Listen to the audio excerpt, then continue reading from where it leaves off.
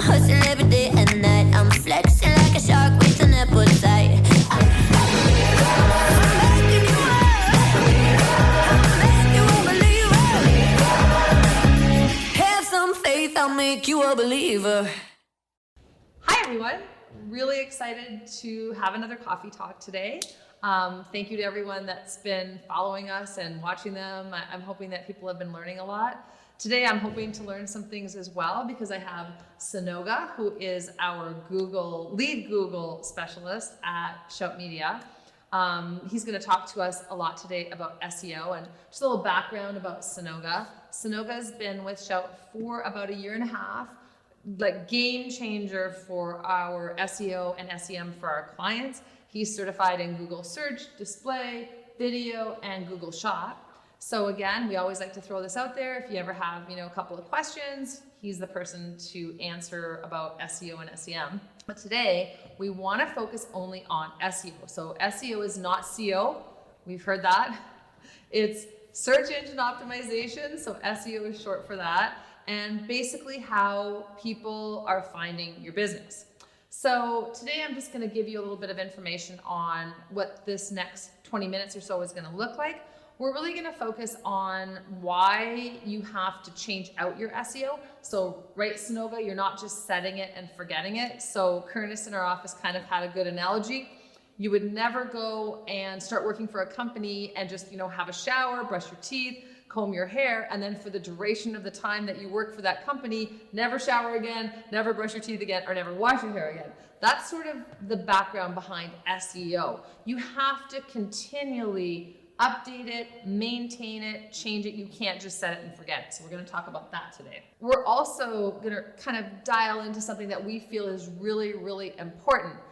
I see a lot of my clients, and Senoga, you probably see this as well, that especially over this last year and a half where they want people to find them right away, they reach out to us and they say, we want to start running Google ads. Sue, get your Google ads specialists in there and let's start running your Google ads. We need to get people to find us. But the interesting thing is that we let them know that before you even start to set up those Google ads, make sure that you get, I like to call it your house in order, get your SEO done first, because you're going to be wasting a lot of time running Google ads without really having that kind of basis set up. And we'll talk about that.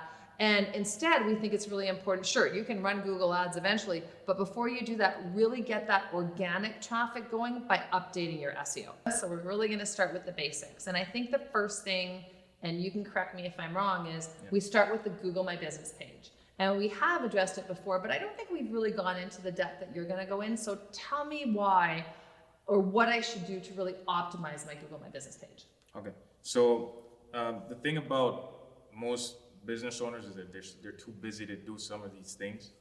So when you set up your website and let's say you spent a bunch of money on it, you spent some time on it to make it look good. Google, when Google actually looks at your site, right, and they scan certain pages on your site, they're going to bring up certain information. Now, the other thing you have to understand is that when people actually look for your company, the information that comes up, you want to give them as much information as possible for them to decide to make a decision on whether they want to go with you. That's where the Google My Business page comes in. Now, this is something that's totally free to set up. When you set up a Google My Business page, what it shows is your location. So if somebody's searching for services in your area, your business page has to come up to show somebody, hey, we offer these services. This is our location. It has a business description showing, the history of your company, maybe a brief history, and explaining what services it is that you offer, in addition to what somebody may be looking for. It also shows them like an image of, the location. If you don't have a location, you could just have a product section there or a service section also showing them images of certain things that you offer as well. Now, what people need to do as well is to put what we call keywords, right? We talk about keywords all the time. So you want to put those, keywords that are relevant to the services that you offer on your business page so that people can find you and your business page comes up first in the search results when people are searching for those services. And I think we find that a lot of companies, well, you answer this for me, Senoga. So if I set up my Google Business My page or Google My Business page, Yeah. and I go into like the Google Keyword Planner and I come up with my search terms, and plus I know my own search terms potentially for my business. Do we, or should the companies continually update their Google My Business page listing, or do you think that that's something that you can just set and forget? Yes. So even Google will send you notifications most of the time, telling you, hey, post something. Okay, right? all right. Show good to people know. something new. Maybe you have an offer, you have a promotion going on, right? Yeah. So the more you update that information on your page, Yeah. right, and you're showing people, hey, we're offering this, we're offering that. Google will read that as a signal that, hey, this business owner really wants to help the customers, right? Okay. They really want to bring this information to them. Yeah. And most of the time, right, when somebody types in services for a business, and people are searching for where to go to get certain services, they'll go to a business page first Right. to check that, And they'll right? click on the website or whatever. Exactly. Okay. Yeah. Yeah. So I think that's something that we really need to make sure that our clients know is that you can't just set up that Google My Business page the first time for SEO. You have to keep going in and making those edits based on what people are searching. And we all know, and I think this is something we forget, people change how they search all the time. Yes, So the right. way that people searched a year ago is completely different potentially in what they're searching now. Or maybe your services changed or your products or your offerings changed and you didn't update that. So now you've got old keywords on there, right? So super important. Probably our first item today is get that Google My Business page updated on a regular basis. What would you say the next thing is? Like, I'm going to throw something out that I learned. I took an SEO course a couple of years ago. And one of the things that I learned, and I want to see if you think this is still really valid, is every single company, when you search Google, has a heading, right? Yeah. And I know that Google just pulls that information arbitrarily if you don't put your information in. How important still is that heading for searchability? So that heading is very important, Yeah, right? Because when you type a certain, when you're looking for something online, right, and you're looking for certain services, you will look at the results trying to find something that addresses your concern. So if you're trying to find, let's say, a lawyer that specializes in claims, right, insurance claims, right, you will look at the results and find a website that actually says that we deal with insurance claims in the headline itself, right, or in the description of that particular website's. So when you'll see a headline and then you'll see a description. Sometimes the description has it and Google pulls it up to the first page. Sometimes the headline has it, but you want to at least get that in either the headline or the description. Yeah, and I think what I've seen, and I've seen this a lot, is I'll go to a website or I'll go to a company and I'll see as their main description, it'll basically just be random text that came from the About Us section that a lot of times doesn't even have what I'm searching for in that description. Yeah. So I think it's really important to go in and edit that as part of your ongoing SEO, correct? Yes. So, Yes. okay, perfect. I mean, I always learn a little bit whenever I talk to you too, because there's always things to learn. What would you say then the next step is in continually updating and increasing that searchability for SEO? Okay, so there's a lot that goes into keyword research, which is what I specialize in most of the time. So there's a bunch of tools that we use here to try to do that. Now the ones that are free, they could even look up yourself. Google Search Console, right? That's one that has a lot of information where you can find certain search terms that you wouldn't think of right off the top of your head that people are typing into the search engine and finding, right? So you might want to look at those particular keywords and say, hey, maybe there's more volume coming here. So maybe I put this keyword in my headline, right? And that's what people start clicking on, right? The other thing is that, you know how somebody types something in the search engine and then there's the suggested or auto-complete comes on? Yep. Right? Yeah, for sure. Yeah. People don't realize this. We're typing less and less into that search engine, right? So sometimes when you're doing your research, right, and you're typing in a service, look at the suggested, autocomplete terms. Right? Good point. There's yeah. probably stuff in there that you want to put on your website that can help you rank better. So that's another thing you can look at. Is that part of the new Google algorithm too, that Google made Yes. those changes? Yeah, I remember I actually watched a video on that Google changed their algorithm so that they understood that so many people were searching, we call them the long tail keywords, Yes, right? yeah. So people were searching almost more sentence structures as opposed to just individual terms or keywords, where I think a few years ago, people would type in simple things, like if you were looking for a painter, you type in painters. But now you're typing things like painters that use Sherwin-Williams or Benjamin Moore paint near me. Like they're typing in these longer keywords. And I know that with that artificial intelligence, Google's having those searchability or those keywords come up based on, again, more descriptions. So I think that it's so important then to go in and see what those come up as and put those into your SEO as well. Exactly. Okay. All right. Yeah, that's interesting because I remember learning about that and I think that's really fascinating. Yeah. Perfect. So for those of you that have subscribed to our Coffee Talk email list, we are going to send out some other tools that we use that can help you with your keyword searches and your keyword analysis. Some of them are free that we use, some of them are paid, but definitely really dialing into those keywords is something that you have to invest in. So hopefully those resources will help you with your keyword research, because I think that's probably the most important thing is you obviously have to get those keywords right before you start to get those into your site. And then I'd like to have Senoga explain a bit about, I think, we get so caught up in that content with the front end of our sites, right? We want our sites to read well, but I think you've got a really good analogy or information, Senoga, on how the whole site should function for searchability. Yeah. So when you set up your website, right, and then let's say you don't do any kind of SEO on it, what Google does is they will crawl when people search for your company or they search for maybe services that are related to it.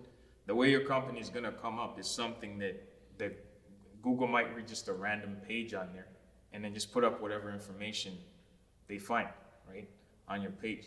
Now, the purpose of SEO is for you to tell Google what to put up there, right? So you could get those valuable clicks and the actual customers that you want to get, right? So if you don't do that SEO on the back end of the site, what's going to happen is Google will pull up something that doesn't even address somebody's concern, and at the end of the day, your website won't get clicked, and then you'll lose your ranking, right? And then you're not, at the end of the day, you're not being found, and then your competitors are getting that search traffic, right? If they're focusing on that. And I always think that it's really important not to advertise for your competitors. And every time that you're not updating your SEO, you're basically making it easy and easier for your competitors that are competing for the same product that you might sell or service to come up higher and higher in those organic rankings. So, I stress it a lot. I think SEO has become so important. It always was, but this last year, that organic searchability is so important. So really making sure that you get those proper keywords so that, like you said, Google doesn't just arbitrarily put out content and then you just keep going lower and lower because your relevancy score goes down, right? You're not relevant. And I'm just kind of thinking of some other things that you and I had talked about, because we do talk about SEO quite a bit.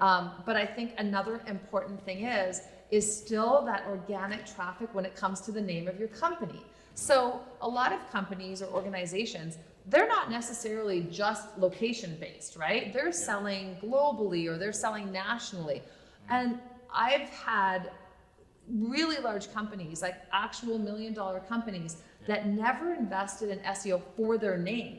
So you would type their name in and you'd get 17 other companies that have the same name because there wasn't any SEO tied to the name and the products and services that they sold. So maybe just, tell me a little bit about what your thoughts are about, making sure you've got strong SEO behind your name and then how that ties to your products and services so that 17 other companies don't come up with the same name. Yeah. So if you have other companies that may share even a word in your company, the name for your company, that's something that's a big concern if you have people who are looking for your particular brand, right? So there are keywords, a category of keywords called branded keywords, right?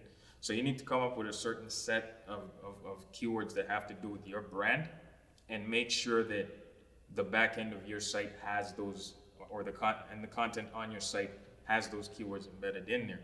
That way, when somebody types in that search term, Google's not confused going like, okay, I'm gonna pull up an article from a university or something like that has to do with whatever this query is. No, the search engine will say this person wants this. Okay, it has to do with this brand. I'm gonna bring up their website, right? So if you don't come up and then all these other things are coming up, that's gonna contribute to a bad experience, right? For people who are trying to find you, and then you're gonna lose that traffic, right? So you have to make sure that you continuously try to keep your brand on the front of the page, right? Whenever the customers are typing in whatever it is that has to do with your company and your brand. I think that's such a good point, because how many times have you heard about a company? Maybe you saw, an Instagram ad and you just didn't click through it at the time, or, you saw an ad somewhere and you were like, oh, I want to go back and I want to buy that product, or at least I want to research it. And then you type and you can't find the company again because maybe the URL isn't exactly the name of the company. Yeah. So you're trying to search, you're searching the name and nothing's coming up. And then you just get frustrated and you just give up and you're never going there again. Yeah. So I really think that that's so important to make sure that you have those branded keywords in there. And I think a lot of times, again, you don't see that. We've covered a lot of sort of what we like to call basic SEO. So we're not really getting into higher level. We're not getting into, really letting you know how to update your SEO in the back of the site. But maybe Senoga, just talk a bit about, the next steps. Like, for example, blogs and beyond, and how people should creating the structure to update those things as well. Okay. So without getting too technical with everything, on the back end of the site, of your website, when the things that you need to update, for example, as far as like the content that you put on there, if you have images on there, you want to make sure that the relevant terms that you want to come up for are embedded on those images. And the way that's done is through alt text attributes. The other thing is the headlines and the descriptions that come up in the search engine, right? Those are called meta titles and meta descriptions. But of course, that's another discussion for a more in-depth discussion on another day. But that's pretty much the basic of it. Updating those, making sure that the search terms you have are embedded on your business page, right? And if you have blog content, right, the more blog content you have that has to do with the services that you offer, right, and that is connected to the same kind of topic or the same kind of industry that you're in, you want more of that content in there and more keywords that are relevant to that for you to be able to rank your site higher.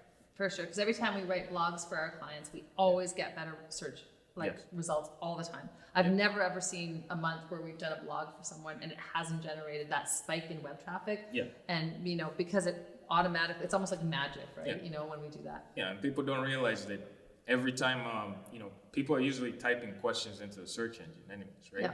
And these question-based queries always lead to some kind of blog or some kind of material that has to answer somebody's question. Yeah. So in order to gain that traffic where you want to show a customer that you have knowledge about what you're doing, they could start on a blog and then end up going to other places on your site.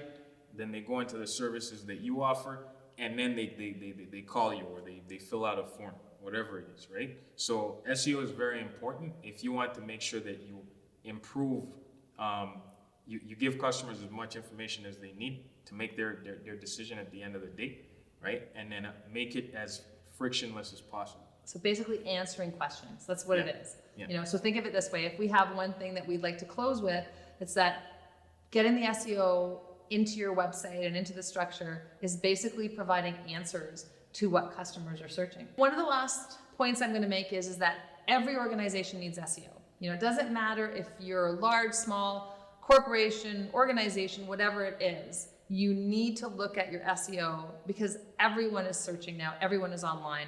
Whatever your products and services are, make sure that you invest some time into updating that SEO.